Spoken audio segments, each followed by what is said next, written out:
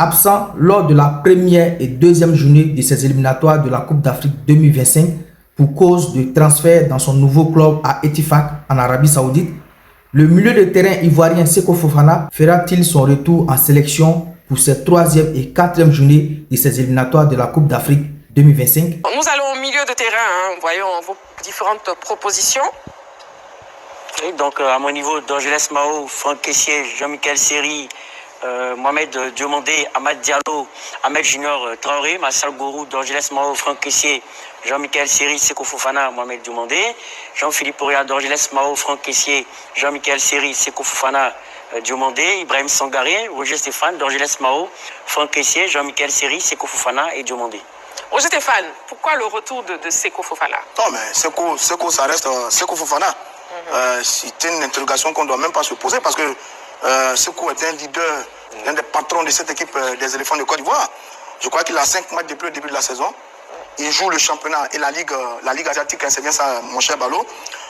Maintenant, c'est un peu à dessein aussi que j'attire l'attention sur ce garçon parce que depuis le 7 juin contre le Gabon, c'est lui qui marque d'ailleurs à la 36e minute, et le 11 juin face au Kenya, on n'a pas encore vu Seko avec la sélection.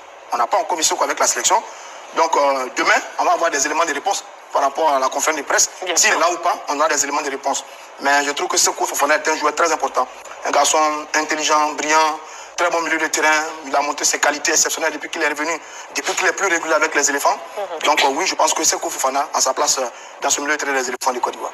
En fait, ce que je voulais dire, lors de la dernière finale, c'est parce que Seko Fofana venait de rejoindre son nouveau club. Donc, il n'avait pas fait la préparation de début de saison. Il s'entraînait à part. Donc, logiquement, il aurait dû être là, mais il a été mis à la disposition de son club pour mieux s'intégrer.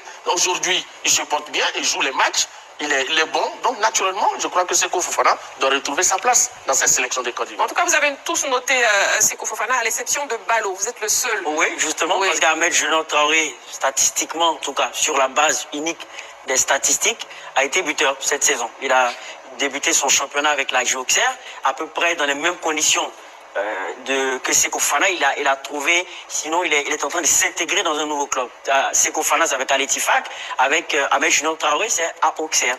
Et tout de suite, à Auxerre, sur la dernière journée de Ligue 1 face à Montpellier, il a été buteur. Il faut savoir que c'est un joueur, en termes de performance en équipe nationale, qui a gardé une grande constance, qui malheureusement a été absent pour un problème de blessure, de santé. Un problème de santé lors de la Coupe d'Afrique des Nations.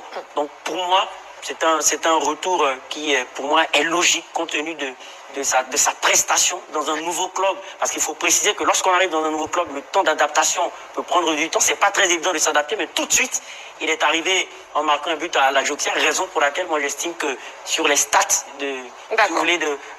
d'introduction dans un nouveau club, il a été au-dessus de Seko Fofana. Très bien. Et Jean-Philippe, vous avez rappelé Ibrahim Sangaré. Oui, Ibrahim Sangaré, quand même, c'est l'un des tauliers de cette équipe nationale de la Côte d'Ivoire. Voyez-vous, lorsque les tauliers ne sont pas là, c'est beaucoup plus facile. Bon, je ne vais pas dire facile pour l'entraîneur parce que tout le monde aimerait avoir ses cadres, mais ça permet à l'entraîneur de pouvoir appeler certains jeunes joueurs afin qu'ils puissent montrer de quoi est-ce qu'ils sont capables. Mais les tauliers, c'est l'assurance. C'est l'assurance d'avoir des garçons qui connaissent bien l'environnement de la compétition, l'environnement de l'équipe nationale. Et Ibrahim Sangaré, à mon sens, a été un peu trop longtemps ces derniers temps loin de l'équipe nationale. C'était l'un des patrons de ce milieu de terrain. Je pense qu'il est en train de retrouver ses sensations avec Nottingham Forest et c'est le bon moment pour moi, pour ce garçon de revenir. Vous savez, l'équipe nationale a cette particularité-là de redonner de la force intérieure aux joueurs. Et je pense que Sangaré aujourd'hui en a énormément besoin pour se relancer. Celui-là qui était sur une excellente pente, qui a été pendant de nombreuses années le meilleur joueur de cette équipe nationale, le meilleur milieu de terrain. Aujourd'hui, c'est vrai que certains garçons ont retrouvé leur niveau et on a un peu oublié Sangaré, mais je pense que c'est le bon moment pour lui. Mais est-ce qu'il a la forme? Parce que je suis allé fouiller un peu les garçons, notamment, j'ai vu deux noms que beaucoup ont repris, Willy Boli et Sangaré.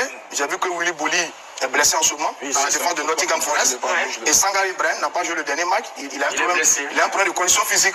Donc si on ne fait pas attention, si on ne fait pas attention, Willy Boli et Sangaré Ibrahim, pour des problèmes de pépins physiques, pourraient ne pas être là demain dans cette Ligue des éléphants. Je vais dans le même sens que Roger. Effectivement, Sangaré n'est pas à 90% en possession de ses capacités physiques. C'est la même chose pour Willy Boli. Je l'avais mis sur ma liste, mais aux dernières nouvelles, il ne serait pas bon.